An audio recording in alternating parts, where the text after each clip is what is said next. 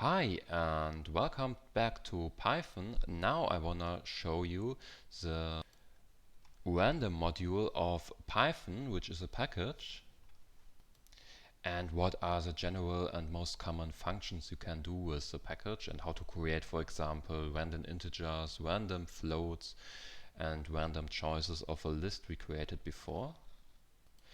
And of course, like most packages, there is no real randomness as you would define randomness in general, but because we are working with a computer calculates and doesn't really work with real randomness, but that's a topic of its own. So we are just dive into the more practical things.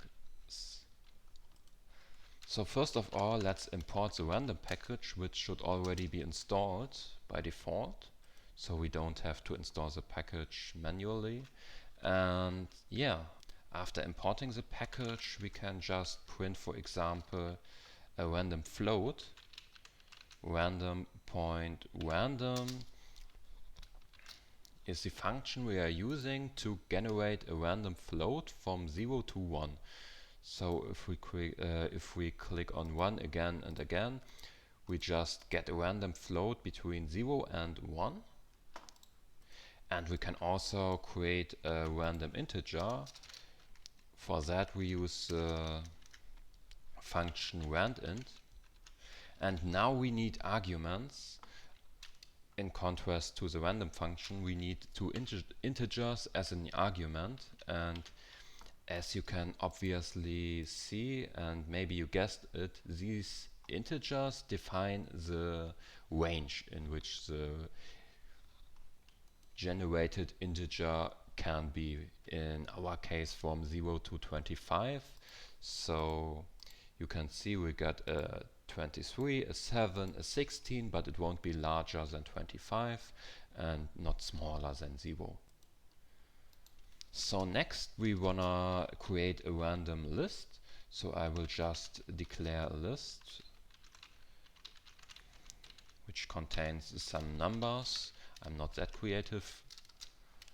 And after we created our list, we can let the random packet choose a random element of the list. For that we type in random.choice, and as an argument you need a sequence like a list. So we are getting a random element out of the list. And we can also use as a sequence, for example, a string.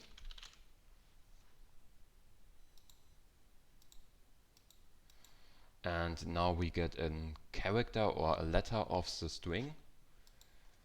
So it works for lists, for string, for any sequence which has at least one element, of course.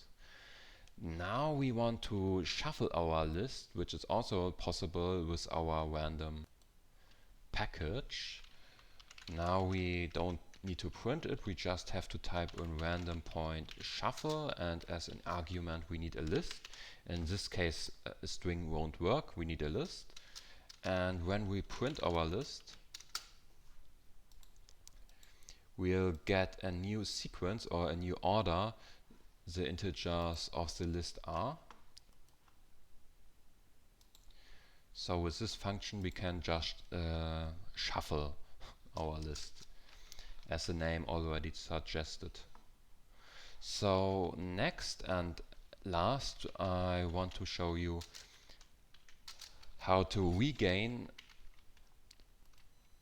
certain results. And if you want to regain the same random results again and again, for example, if you are testing some functions, or if we want to research something, anyway, you have to use a seed if you want to have the same function again. And as an argument you can type in any data type you want, like an integer or a string. We are using a string. And when we create a seed or use a seed function, as you see, it will always get us the same result it doesn't matter how often I click on play, they are always the same results. And yeah, if I alter the code or alter the argument which the seed function takes, for example, instead of yay, we type in yay, hey. And as you see, the outcome is different depending on what argument you are gonna type. So that's probably it. These are the common functions. There are a lot of more functions you can have with a random package. This is just the most common, most usual functions you have to rely on if you code. And I hope you liked or could enjoy the video. See you on the next video. Have a great evening, nighttime, dinner time, whatever time we have in your country. See you and bye bye.